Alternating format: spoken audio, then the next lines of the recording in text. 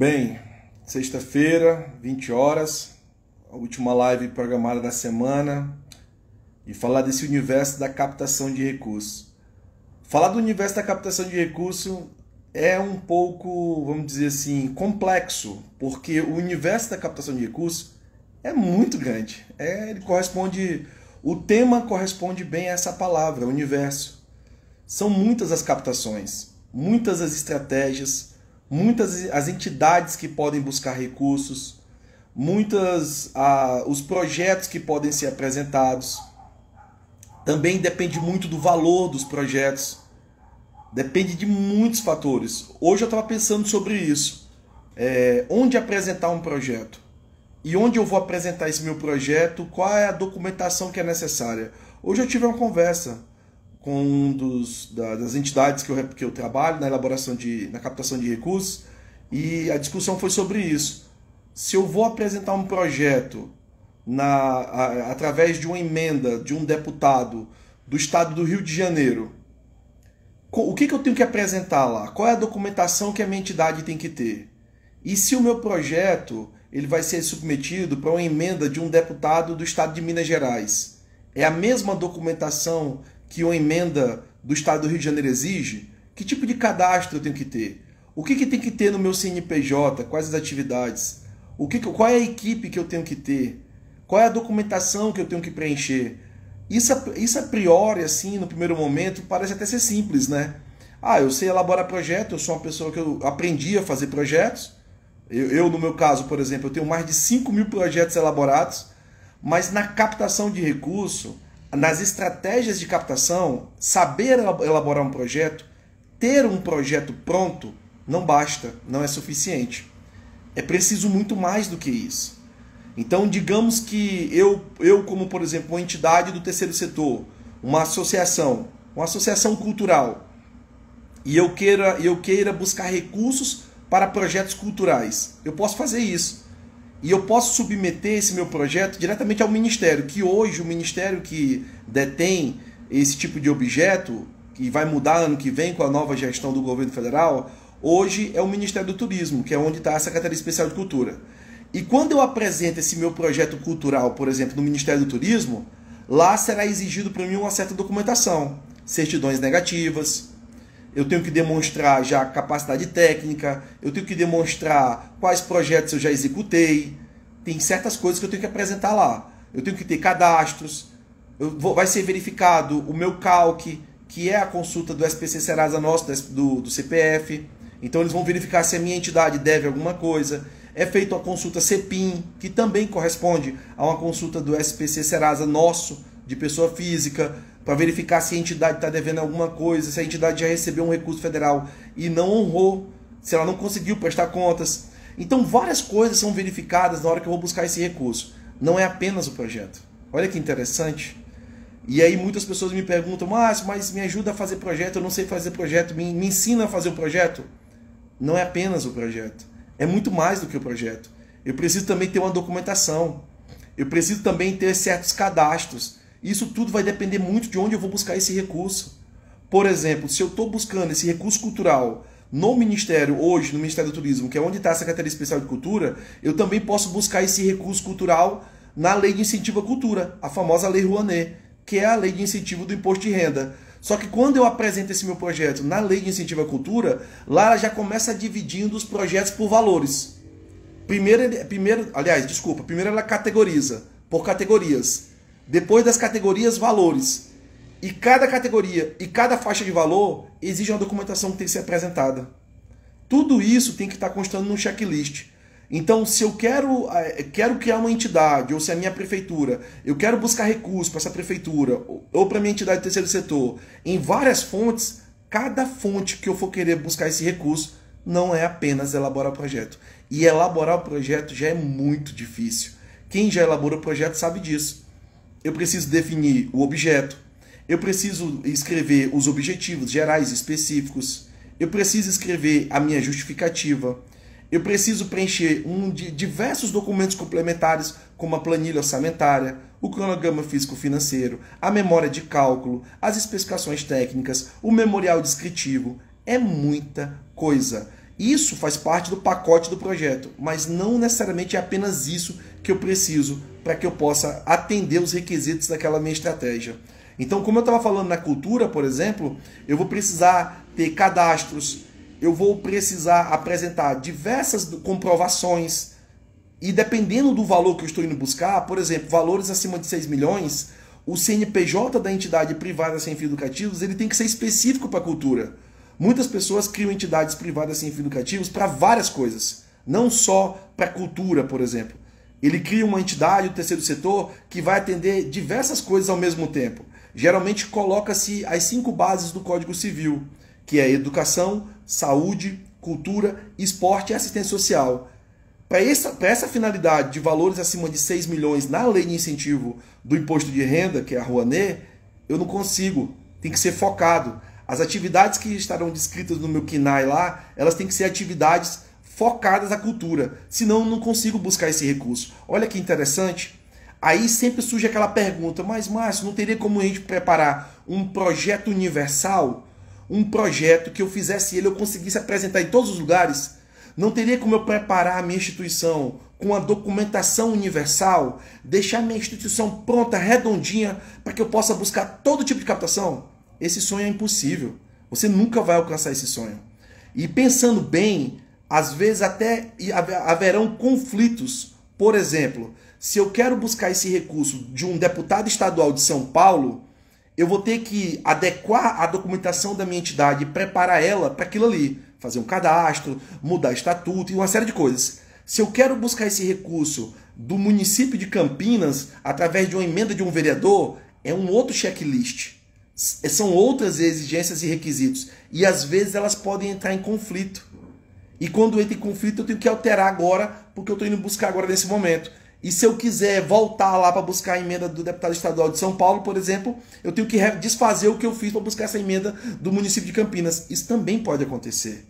Então, na verdade, temos que entender quais são os checklists, o que é necessário para isso, quais são os requisitos mínimos e sabendo deles, cada projeto que eu vou apresentar, eu já vou saber quais são as minhas barreiras, os problemas que eu vou ter no futuro. Mas deixar a instituição redonda para tudo, isso é impossível, isso é uma missão impossível, isso não tem como fazer. É que nem você tentar achar o plano de trabalho, ou o projeto, ou o termo de referência que é aprovado em tudo. Não tem como. A gente pode até colocar o máximo possível de informações em um projeto, em um plano de trabalho, em um termo de referência, mas ele nunca vai estar completo para todas as estratégias. E eu encaro esse tipo de pergunta todos os dias, é normal. E naturalmente eu sempre dou essa resposta.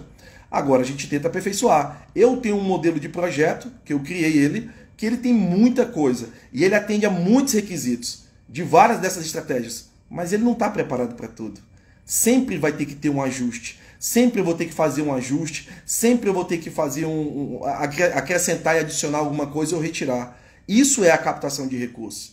Por exemplo, agora em 2023 será iniciado um orçamento na cultura, que é a Lei Paulo Gustavo e a Lei Aldir Blanc, que pelos próximos 5 anos, 23, 24, 25, 26 e 27, já está aprovado isso. Serão 7 bilhões de reais. 7 bilhões de reais para a cultura, através da Lei Paulo Gustavo e Aldir Blanc, recursos que serão destinados aos municípios e aos governos estaduais, para que eles possam disponibilizar isso à população, fomentando a cultura no nosso país. Olha que interessante. Então como é que isso vai se dar na prática? A Lei Paulo Gustavo vai ser a primeira vez, mas a Lei Aldir Blanc não é a primeira vez. Ela já apareceu no passado. Ela não é a primeira vez que ela acontece agora. Então quando ela apareceu da última vez, vários municípios devolveram o recurso. Mas devolveram por quê? Porque eles não sabiam executar nem prestar contas. Aí a pergunta que fica para os municípios agora, para as secretarias municipais de cultura, vocês estão preparados? Vocês estão sabendo disso? Vocês estão preparados para quando isso acontecer? Ou vai acontecer o que aconteceu da outra vez? E o setor de cultura desses municípios que devolveram o recurso? Será que os artistas, os profissionais sabiam que a prefeitura devolveu porque não sabia executar nem prestar contas? E quem que foi prejudicado nesse caso? Os artistas locais. Entende? Entende que esse universo da captação de recursos é muito vasto? Você pode ir de 0 a 100 rapidamente. Acabei de dar um outro exemplo aqui na cultura. E no esporte? No esporte nós teríamos a Lei de Incentivo ao Esporte, que é uma lei fantástica, que em 2021 destinou 2 bilhões de reais em mais de 1.000 projetos que foram apresentados, mas que infelizmente só tiveram ali presente 16 prefeituras e nenhum governo do estado. Olha só as estratégias. E lei de incentivo é buscar recursos das empresas. Aí sempre vem aquela máxima, né? Ah, Márcio, isso é muito chato. Eu tenho que aprovar o projeto e depois ir atrás das empresas. Meu amigo, esse é o jogo. Ou eu me adapto ao jogo ou eu tô fora. Porque se eu vou receber uma emenda também é muito chato. Por quê? Porque eu tenho que ter um parlamentar que queira destinar uma emenda para mim. Se eu vou participar de um edital também é muito chato. Por quê? Porque eu vou ter que me submeter às regras daquele edital e eu tenho que aprovar o meu projeto. Tudo vai ter os seus prós e contras. Não tem jeito. O que eu não posso é não me dispor das estratégias de captação que estão aí abertas, que estão disponíveis. E são muitas. Algumas que elas têm a participação de políticos, que é interessante ter um apoio político com toda certeza. As emendas parlamentares. As emendas são muito importantes. O orçamento de emenda é muito importante para o crescimento do nosso país. É muito importante para os projetos que são desenvolvidos. Receber uma emenda é muito bom, mas não é todo mundo que recebe uma emenda. E aí, quando eu recebo uma emenda, qual é a documentação que eu tenho que ter? Eu tenho que ter a minha entidade do terceiro setor, por exemplo, recebeu uma emenda. Qual é a documentação que ela tem que apresentar? Quais as certidões? Geralmente, e eu sempre apresento isso nas minhas palestras, eu mostro exemplos de entidades que receberam recurso de emenda. E a documentação para as emendas parlamentares de deputados federais e senadores, ou seja, do governo federal, é a documentação básica, é a regra geral. CNDs, apenas isso, o projeto, a documentação da entidade, a documentação do dirigente, às vezes não apresenta nem a comprovação de experiências anteriores, a comprovação de capacidade técnica, nem apresenta. Assim são as emendas federais. E isso aí está lá, é público. Agora, quando eu quero receber uma emenda estadual, eu sou aqui do meu estado, o estado de Roraima, o deputado estadual aqui indicou uma emenda para minha entidade. O que eu preciso fazer agora, Márcio? Agora você precisa entender o que é essa Assembleia Legislativa, o que é preciso ter para receber essa emenda estadual. O que a sua entidade vai ter que fazer? Muitas das vezes tem que fazer um cadastro, muitas das vezes vai ter que fazer algumas alterações do estatuto, e para cada estado a regra é diferente. E isso é diferente também quando eu vou receber a emenda estadual, isso é diferente também quando eu me submeto a tentar receber, por exemplo, a tentar buscar, aprovar um projeto numa lei de incentivo do ICMS, que é uma lei de incentivo do imposto estadual, já é diferente de receber uma emenda estadual. Ou seja, cada estratégia que eu vou apresentar ao meu projeto, a minha entidade, seja uma entidade do terceiro setor, ou uma prefeitura, ou seja o que for, ela sempre...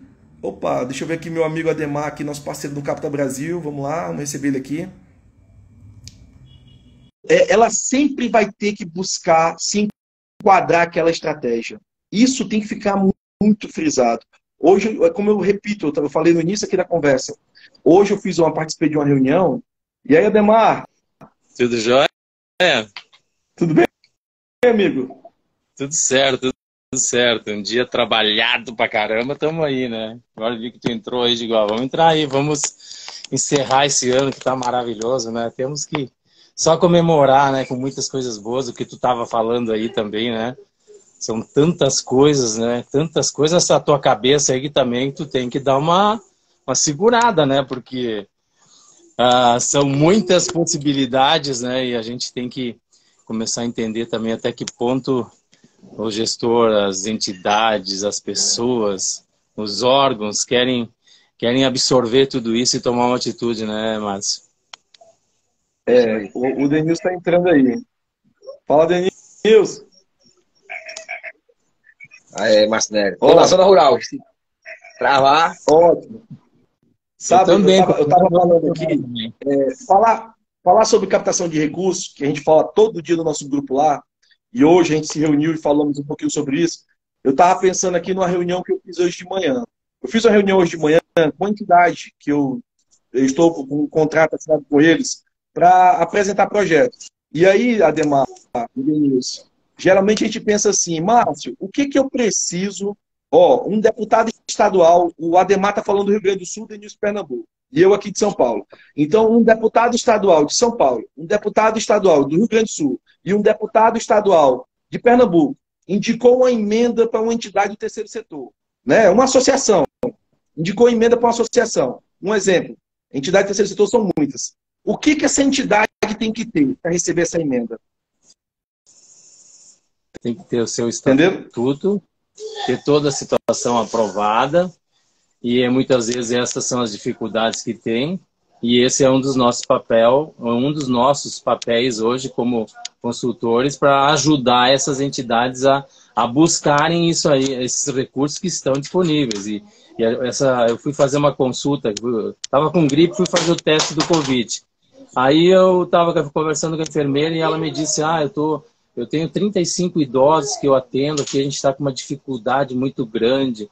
Eu disse, minha querida, então vamos conversar, porque a gente tem políticas públicas para vocês, direcionada para vocês. Ela está precisando de fralda bariátrica, ela está precisando de utensílios para auxiliar. São 35 idosos acamados em cadeira de roda, tu entendeu? Então, poxa, a gente fica triste saber, né, que estão aí, e sabendo que o município aqui tem 680 mil ali na questão da assistência social. Então, eu disse para ela, vamos buscar isso.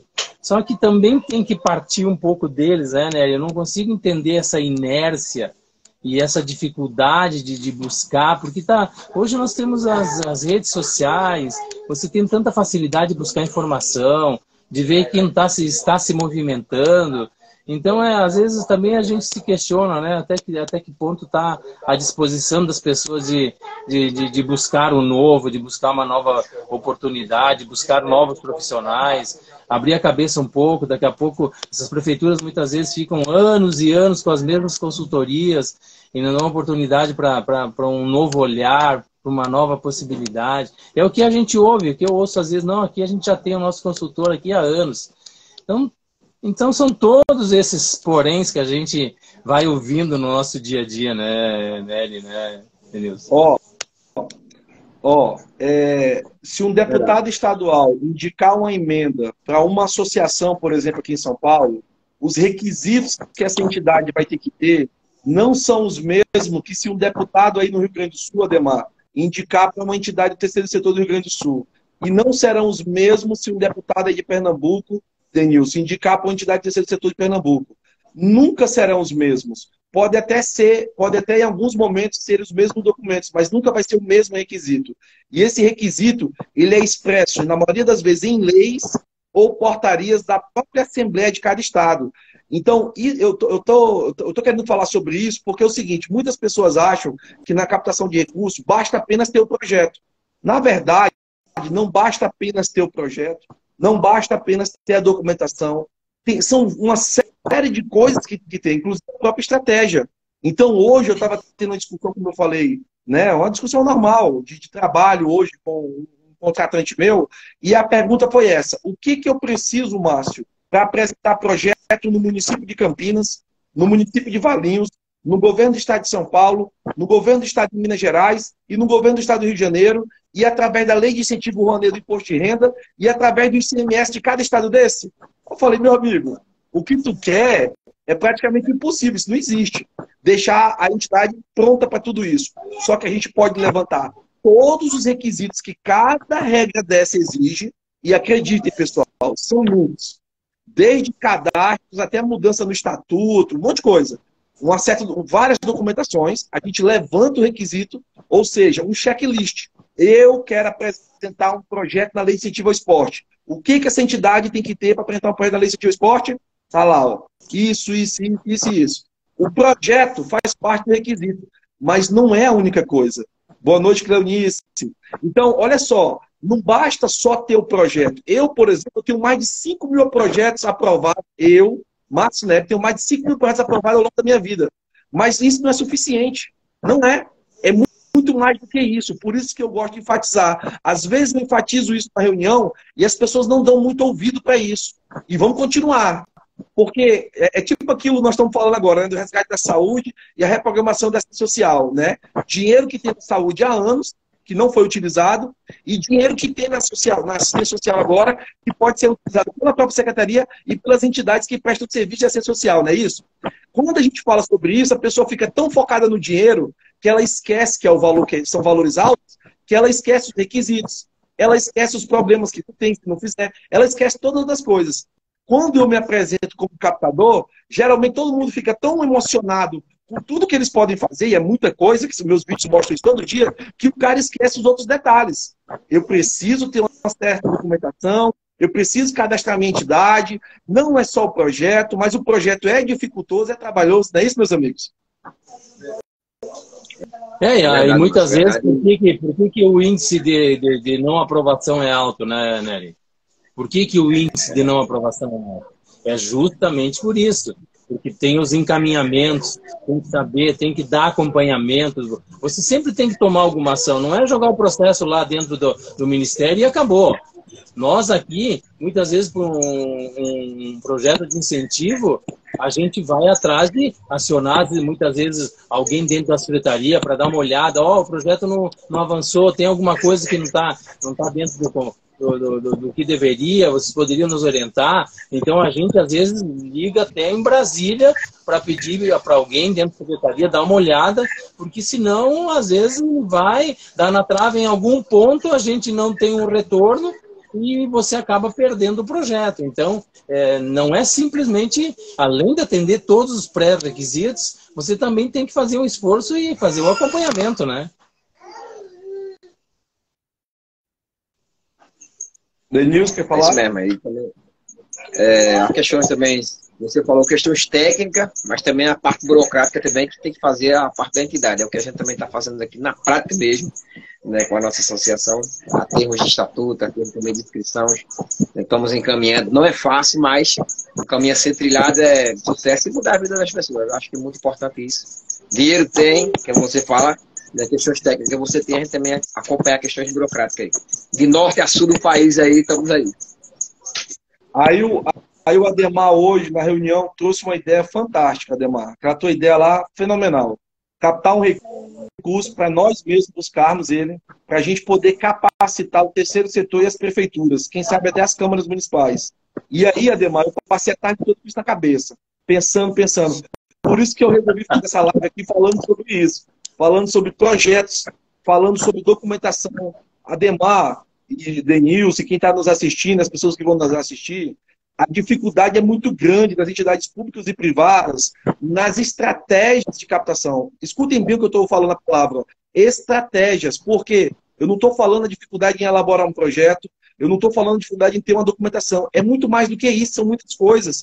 Que quando você busca, a partir do momento que você busca um recurso para você ensinar o pessoal a fazer isso, a capacitação do treinamento, é fantástico, cara, é fenomenal. Porque você vai abrir para essas pessoas um leque de opções que eles não fazem a mínima ideia, mas também vai dar condições para eles, tecnicamente, para que eles possam fazer isso. Não é entregar o peixe, né? É entregar a vara ali para o cara pescar.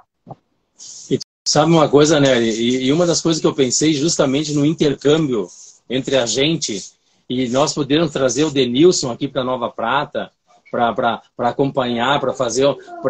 Porque assim, ó, eu viajei boa parte do país. Eu só não viajei no Nordeste.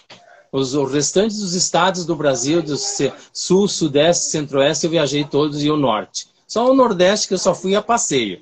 Mas a trabalho eu fui nos demais. Então eu vi e percebi quanto é a diferença da cultura, da forma das pessoas conduzirem as coisas, da forma das pessoas terem um entendimento. Nós tínhamos um procedimento da transportadora que aqui no Rio Grande do Sul entendia de uma forma. Lá no Mato Grosso, entendia de outra forma. Lá no Amazonas, o entendimento era outro. Então, eu penso que a gente fazendo um intercâmbio e reunindo essas pessoas e aproximando uma das outras, eu acho que a gente vai trazer muitas coisas boas e diferenças e coisas que dão certo lá fora, vai trazer experiência para cá. Isso deu certo lá no meu estado. Isso eu fiz acontecer. Então vocês, mas nós gostaríamos disso aqui também. Então a gente traz essa experiência. Eu acho que essa troca de bagagem, de experiência, isso é o ouro de tudo, tu entende? Que eu penso. Porque o que mais, eu sempre digo, uma pós-graduação foi eu viajar pelo Brasil. Foi o maior aprendizado da minha vida. Porque eu entendi as diferenças. Outra, como gestor de uma unidade... Para você, eu sabia como lidar com um gerente lá de Porto Velho. Eu fui lá e entendi o jeito dele. Então, quando eu precisava de uma coisa para mim, eu sabia como me deportar para ele. E eu acho que como a gente trabalha com recursos, que isso é universal, essa troca e essa troca de experiência, ela vai ser fantástica, vai ser muito legal. Quando surgiu essa ideia assim, cara, eu digo, não, isso nós temos que fazer. E nós temos que fazer o quê? A gente vê a dificuldade das prefeituras, às vezes, querer investir. A gente quer fazer o diagnóstico, oficina Chese. Tem município querendo fazer um planejamento para 20 anos, eles estão lá conversando, botando assunto em cima da mesa, debatendo, sem ter fundamentação nenhuma, sem entender um diagnóstico, sem trazer a realidade do cidadão, o que o cidadão pensa. Estão ali pessoas do setor privado, da prefeitura, vereadores, alguma entidade representativa, mas e o cidadão? É ele que está ali na ponta, é ele que é o termômetro das políticas públicas. Está chegando até ele? Vamos fazer um planejamento.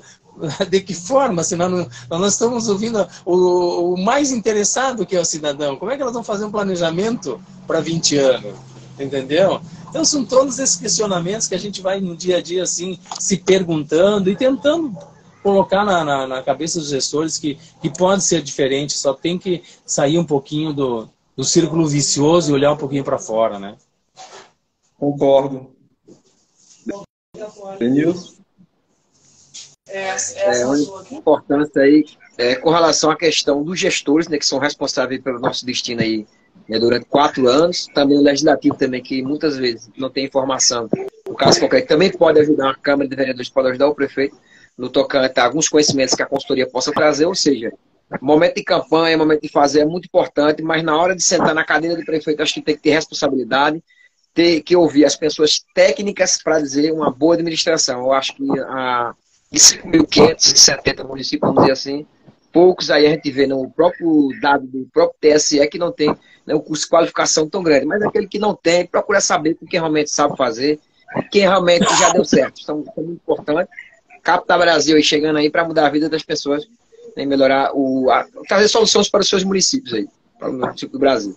Sabe, ontem eu estive no evento, botei até lá no meu story, tinha lá uma orquestra da OSPA de Porto Alegre, um projeto novo que eles estão fazendo para música barroca. É um projeto cultural, uma empresa de Nova Prata, 50 mil reais, aportou para o projeto, veio aqui, ontem nós estávamos lá conversando, as pessoas maravilhadas, uma coisa nova, a cultura chegando até as pessoas, e eu disse para o dono da empresa, parabéns para você. É isso aí. E ele ficou muito feliz de poder proporcionar à comunidade um projeto cultural de tamanho, envergadura e uma coisa diferente, né? Uma música mais erudita. Então, assim, é isso aí que a gente precisa. A gente precisa motivar esses empresários a compreender o quanto isso traz de satisfação e o papel, as pessoas verem a empresa dele lá, ó, aqui nós estamos aqui, esse projeto com o apoio da empresa tal. Então, poxa, é isso aí que tem que ser feito, né? Tem que ajudar, tem que apoiar. Só que assim, tem que fazer os projetos e tem que ir na batalha, porque não cai do céu, né? Tu não concorda comigo, vocês não concordam comigo, que até da parte daqueles que aportam os recursos dos projetos, que são as pessoas físicas que pagam imposto de renda, né? Declaração completa, e as empresas que tributam pelo lucro real, da parte deles falta conhecimento também, eles não têm conhecimento? As empresas e os contabilistas, tu entendeu? Os escritórios de contabilidade não têm disposição, eles não querem trabalhar, para eles é mais um incômodo que eles têm que fazer para a empresa. É isso que a gente percebe muitas vezes, viu, Nery? Desconhecimento das empresas. Eu fiz contato com umas 30 empresas para apoiar um projeto fantástico aqui que nós temos no Festival do Folclore. Veio 12 países, isso você tem uma mídia para o mundo inteiro assiste esse espetáculo aqui de Nova Prata. Vem os grupos pra cá, ficam 20 dias aqui indo nas escolas, um projeto maravilhoso. E aí as pessoas dizem, nós não temos dinheiro para patrocínio. Quer dizer, eles não entenderam nada, que não tem nada a ver com patrocínio, né? É apoio através do recurso que eles ou vão mandar para o federal, ou para o estadual, ou vão incentivar o projeto. Então é assustador isso. Mas a gente faz uma meia-culpa. Nós somos captadores de projetos para esses projetos culturais. E eu sempre digo para a Marli, minha mulher, digo, tá faltando nós tomarmos uma atitude e começar a visitar essas empresas e fazer um trabalho. Foi o que tu falou, tem 1,5 bi aqui até agora, esse ano 82 milhões, quer dizer, tem 1,418 que está disponível e nós não sabemos onde que está. Vamos ter que também apurar nossa pesquisa, né? Agora eu tenho uma coisa para dizer.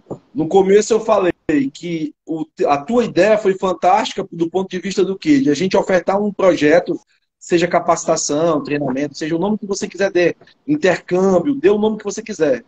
Mas que o público seria as entidades do terceiro setor, as prefeituras e as câmaras municipais. Mas, na verdade, o público também tem que ser os empresários. Eu, como alguém que estou à frente da lei de incentivo da cultura ou do esporte, e quero que essa lei continue, eu quero enxergar essa lei a médio e longo prazo, cara, existe uma barreira muito grande hoje. Qual é?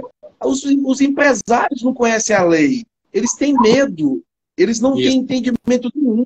Então, na mesma maneira que eu queira capacitar o terceiro setor, ensinando eles a fazer projeto, como que se escreve um projeto e como que se regulariza a documentação da entidade, porque não é só escrever projeto, tem que estar com a documentação ok, principalmente a documentação que aquela estratégia me exige, e eu tenho que entender qual é ela. Quem vai me fornecer o dinheiro também precisa saber tudo isso. E saber que tudo isso é normal, é como funciona. Então, eles também seriam interessantes estarem participando de eventos focados para eles. E aí, nessa hora, a gente traria para nós, na parceria, o quê? A Federação da Indústria, não é isso? A Federação do Comércio, e por aí vai. Por quê? Porque seriam parceiros fortes para que a gente pudesse trazer os empresários das empresas que se enquadram no lucro real de cada estado que nós estamos no Capta Brasil, para apresentar a eles uma palestra, para que eles, a partir daquele momento, eles tomem conhecimento daquilo que eles não sabem. Eles não sabem. A maior parte das empresas. É verdade, o universo e tá aproveitando o gancho também, assim, quando se faz os projetos aí, principalmente esse da Lei de Incentivo, a gente retém uma parte desse imposto que na realidade ia para o governo do estado, ia para o governo federal, que é a maior fatia, retém o próprio município já investe. Então a juventude está precisando aí, esse fábrica de campeões mesmo, a juventude precisando de oportunidade, do meu ponto de vista, é o que esses jovens precisam para demonstrar o talento. Todo mundo tem talento, todo mundo tem alguma coisa a mostrar, agora só precisa da oportunidade e a Lei de Incentivo aí vem para trazer, né, junto aí com o Capta Brasil. Vamos embora.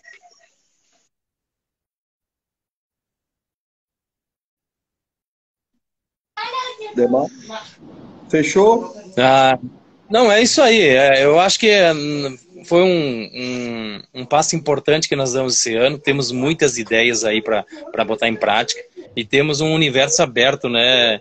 E outra, nós somos um grupo com 16 pessoas, cada um com uma visão um pouco diferente. Então, quando a gente vê que a gente lança uma ideia, já vem um turbilhão para cima. Então, isso que é maravilhoso, que é fantástico, eu estou muito feliz.